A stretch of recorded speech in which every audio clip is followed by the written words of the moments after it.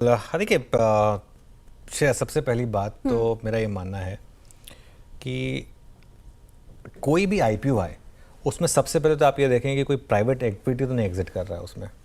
अगर private equity उसमें exit कर रहा है, मोर ऑफन देन नॉट उसमें आपका पैसा नहीं बनेगा। मोर ऑफन देन नॉट कुछ केसेस होते हैं जहाँ पर आपका पैसा बन जाता है, बट ज़्यादातर में नहीं बनेगा आपका पैसा।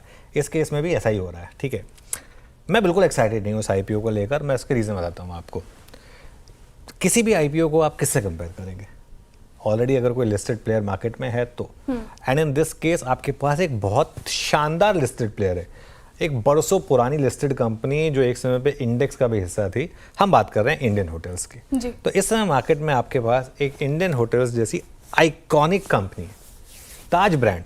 मतलब भारतीय हॉस्पिटैलिटी इंडस्ट्री में ताज से बड़ा ब्रांड तो नहीं हो सकता।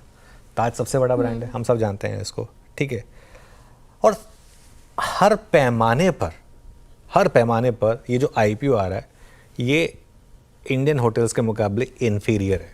हर पैमाने पर कोई एक पैमाना नहीं जिस पे ये उससे बेटर हो। ठीक है, चाहे वो ऑक्यूपेंसी हो, आई थिंक इनकी 66% समथिंग है, ताज की 73% है। आई थिंक इनकी खुद की 5 प्रॉपर्टीज़ हैं, बाकी ऑपरेटेड प्रॉपर्टीज़ हैं, वो 5 में फिर भी ठीक ठाक है। एवरेज रेवेन्यू पर रूम देख लीजिए आप, उसमें ताज इनके मुकाबले कहीं ऊपर है। ऑक्यूपेंसी कहीं बेटर है।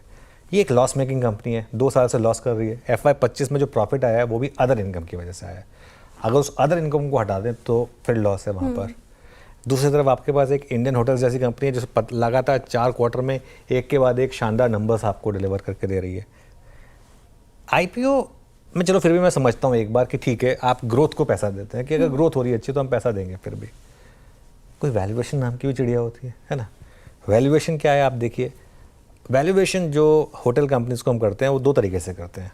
एक तो होती है एंटरप्राइज वैल्यू पर की, और एक होता है EV टू EBITDA।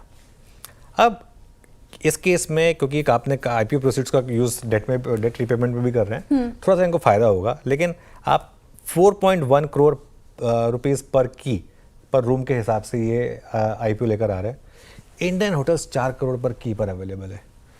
ये आईपीओ जिस प्राइस पर आ रहा है उसके आधे पे आया होता, आधे पे, तो मैं कहता कि बहुत अच्छा है। तब मैं कहता ठीक है, आधे पे आया होता तो अच्छा। बहुत लोग कहेंगे कि लॉन्ग टर्म के लिए लगाइए, लॉन्ग टर्म के लिए लगाइए। जब आपको कॉन्फिडेंस ना हो ना किसी लिस्टिंग में, तो आप क्या बोलते हैं? लॉन्ग टर्म के लिए लगाइए। लॉन्ग टर्म के लिए लगाना है मुझे तो फिर मैं लिस्ट हो जाने दूंगा, उसके बाद लगाऊंगा। मुझे क्या ज़बरदस्ती है अपना पैसा आईपीओ में फंसाने की?